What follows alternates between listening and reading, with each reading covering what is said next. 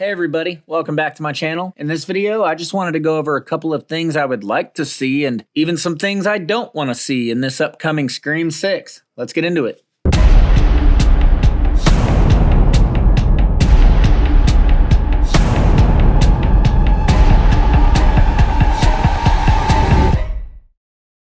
Alright guys, despite how it may look, my channel is actually not intentionally a Scream-centric channel. I'm only pushing out all of this Scream content recently because, well, the new movie comes out soon and I'm pumped for it. So I just wanted to get that out there in case anybody was wondering. But now that that's out of the way, I just wanted to go over some things that I do and don't want to see in this movie. But honestly, I'm really not that picky. Besides, all of these movies have been good, and so far I don't have any reason to be concerned about this one either. So this is just sort of a what-if scenario where if you were to ask me to tell you a few of the things I personally want to see in this movie, right off the top of my head, these are the things I would list. So jumping right into it, the first thing I would want to see, and probably honestly the biggest thing, is I want them to finally close out the stories for our legacies. I know they're bringing back Skeet Ulrich, but that actually makes sense to me with the current narrative they're telling, with him being Sam's father and all, especially with what they set up in the previous movie with Sam seeing hallucinations of him. Now, I'm not going to lie, it was a little jarring in that movie every time I seen him because it felt like a forced way to reintroduce his character back into the narrative, and like I said, it was a bit jarring, but as jarring as it was, I think it would be even more jarring and out of place if they just completely removed that aspect out of this next film. Like, they sort of wrote themselves into a corner with that aspect of the movie because it was such an important part of Sam's character, and because of how heavy-handed they went with it, if they just completely removed it in the next movie, it would feel narratively inconsistent. So, in my opinion, I'm okay with them leaving that in there. They should, honestly. So, that is what it is. But I'm also fine with Kirby staying because, as I've said in another video, I don't really feel like she's necessarily a legacy character yet. I mean, she's only been in one other movie and her character and her story hasn't really been expanded on enough. So there's still a lot more that can be done with her, and I'm fine with her moving forward in these films.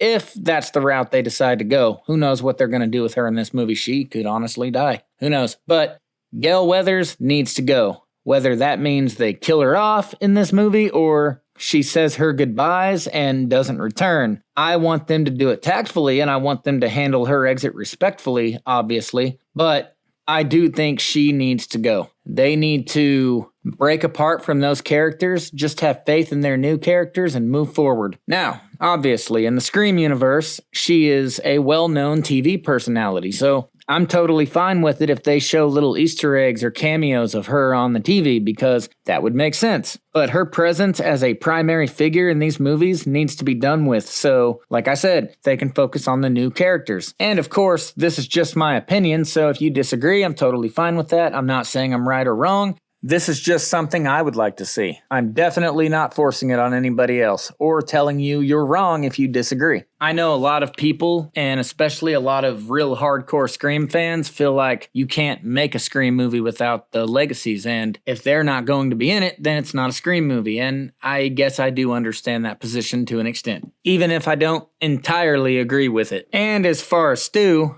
I've already made 2 videos covering my thoughts on him, so if you want to go watch those videos, they are on my channel in my Scream playlist. But basically, I'm not really a big fan of him coming back because narratively, I don't think it fits in with what they've already established, and I know they were going to bring him back in the original Scream 3 script, but as far as I'm concerned, that ship has sailed, and this franchise has already gone in such a wildly different direction that it just wouldn't fit. But again, I'm open to anything as long as the execution is right.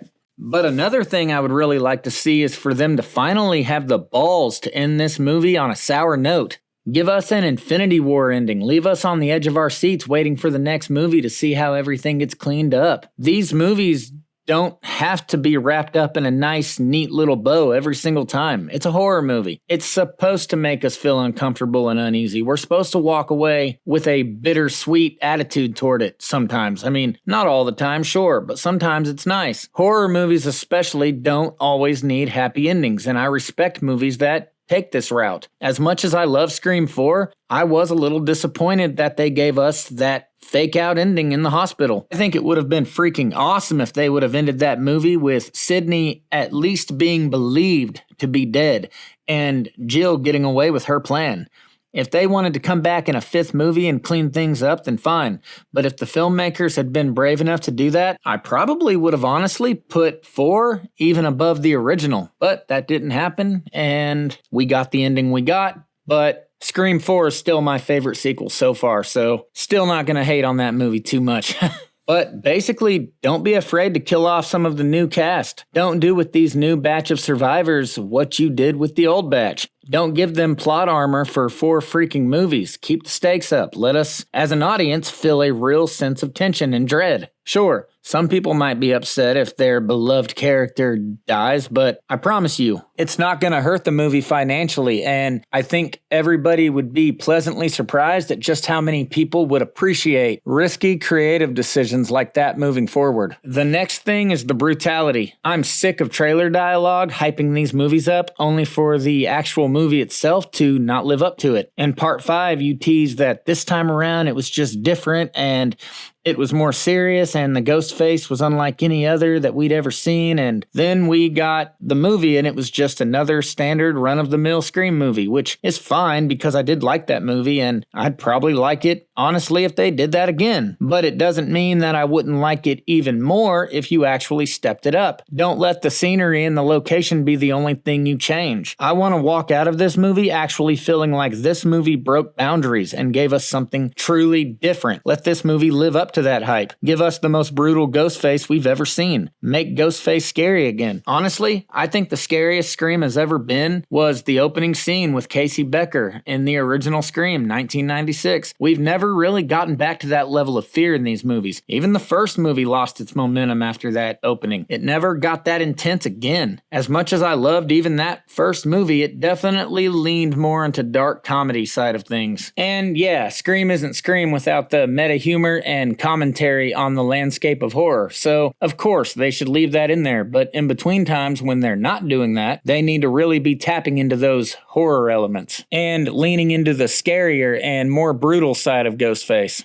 And last, but definitely not least, I repeat, do not want to see Sidney come back at all. Not in this movie, not in the next. I know this technically fits into what I said earlier in the video about the legacies, but I wanted to give special attention to Sidney's character in particular. I don't want all of this news about her being absent from this movie to just be a marketing trick. I don't want it to be Spider-Man No Way Home 2.0, where some people were upset that she wasn't coming back. I was actually happy because it told me that these filmmakers actually had faith in the new characters they gave us. Sidney's story was told in the first 3 movies. Look, I understood why she was in 4 and 5, but at this point, it'll just be getting ridiculous if she comes back again. Let her be gone, please, for the love of God, let her be gone. These aren't her movies. Now, if you want to make the argument that Scream should have ended after 3, then I'm on board with that. I can actually stand behind that. But that's out of our control. New movies are being made whether we like it or not, so the least they can do is go in a new direction and make it feel fresh. So that's what I want. But at the end of the day, everything comes down to execution. Something can sound horrible in your head or on paper, but ends up being great because of how it was executed. So I'm honestly open to anything, like I already said. These are just my thoughts. But that's it for this video, guys. I'm very curious, though. What are some of the things you would like to see in this movie? Let me know down in the comments section or find me on one of my socials, which are in the video descriptions of all my videos, and we can discuss it. In the meantime, go ahead and like and share this video if you haven't already. Please subscribe, and I'll catch you guys on the next one.